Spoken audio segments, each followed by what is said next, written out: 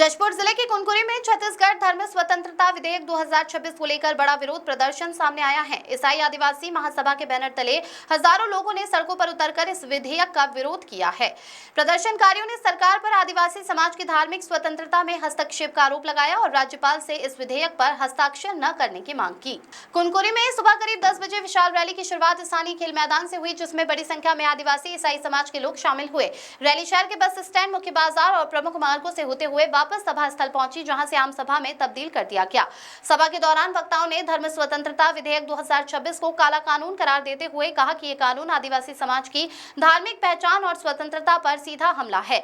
वक्ताओं ने मुख्यमंत्री विष्णुदेव साय पर भी निशाना साधते हुए कहा कि सरकार समाज की भावनाओं को नजरअंदाज कर रही है। प्रदर्शनकारियों का कहना है कि ये विधेयक धार्मिक स्वतंत्रता के अधिकार को सीमित करेगा और इसे लागू किया गया तो इसका व्यापक विरोध किया जाएगा।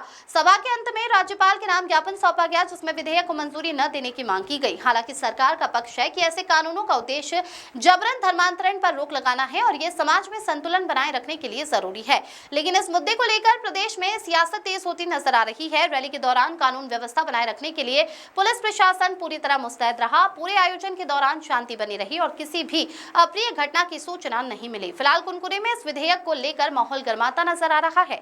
अब देखना होगा कि सरकार इस विरोध पर क्या रुख अपनाती है और आगे ये मुद्दा किस दिशा में जाता है।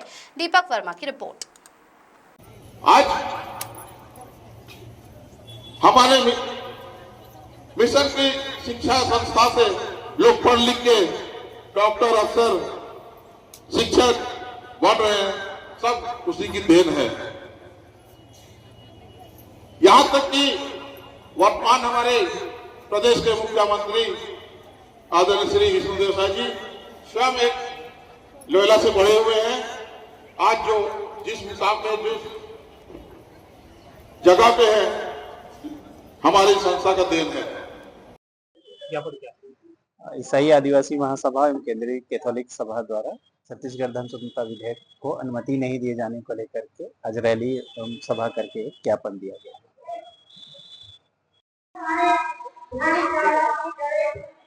तो ये छत्तीसगढ़ के विधेयक को लेकर आप लोग आज विरोध में है। ये विधेयक क्या कहता है और क्या करेंगे आप लोग आगे?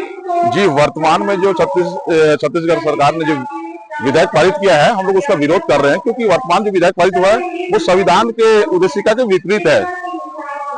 अब से इस विधेयक को पारित करने पर तो संविधान की उद्देशिका को अच्छे से पढ़ लेना, देख लेना चाहिए, समझ के करना चाहिए था, क्योंकि इस विधेयक के पारित होने से ईसाइयों को निश्चित तौर पर प्रताड़ित किया जाएगा।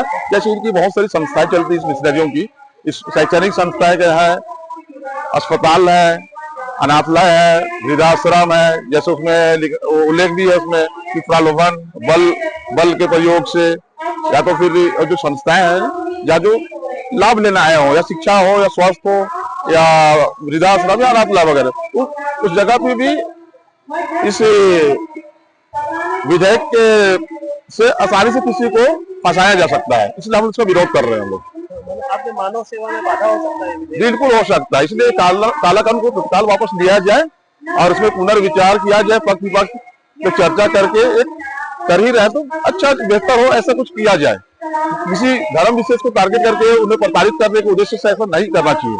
आज यहाँ आए हुए हैं, कहाँ ये जो संख्या है तो जशपुर जिले से आए हुए हैं।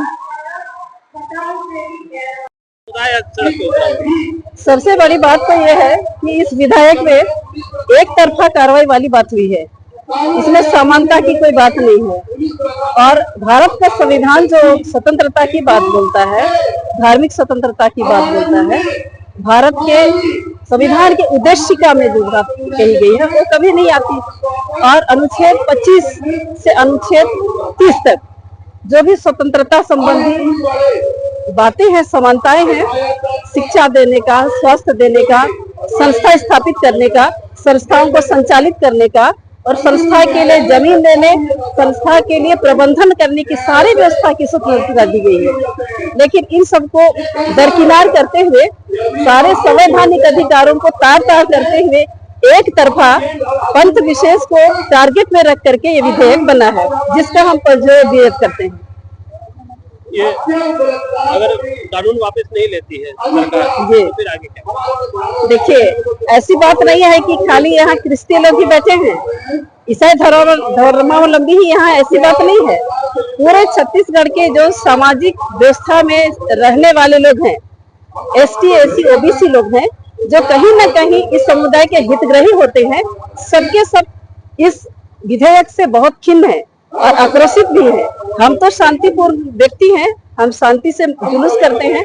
आपने देखा 4 घंटे हमारे अनुयायियों ने, हम सब ने जुलूस में यहाँ भाग लिया है और हम शांतिपूर्वक मांग कर रहे हैं और संवैधानिक अधिकार के दायरे में रह करके हम मांग कर रहे हैं। ये हमारा रोड में उतारना, मौन जुलूस करना, ये संवैधानिक अधिकार है।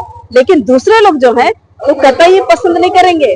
आपने रायपुर का आक्रोश रैली देखा है, आपने बस्तर का देखा है।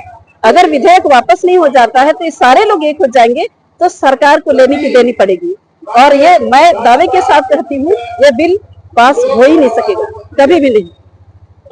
जिस तरह से बात आ रही है, मुख्यमंत्री जी का क्षेत्र है और यहाँ पे आप लोग चुनौती दे रहे हैं, क्या कहना चाहेंगे मुख्यमंत्री जी को? अगर देखिए, जिसके ऊपर अपना सोच समझ नहीं है, जिसकी क्षमता नहीं है सोचने समझने की, उसके बारे ज्यादा बोलना मैं उचित नहीं समझती।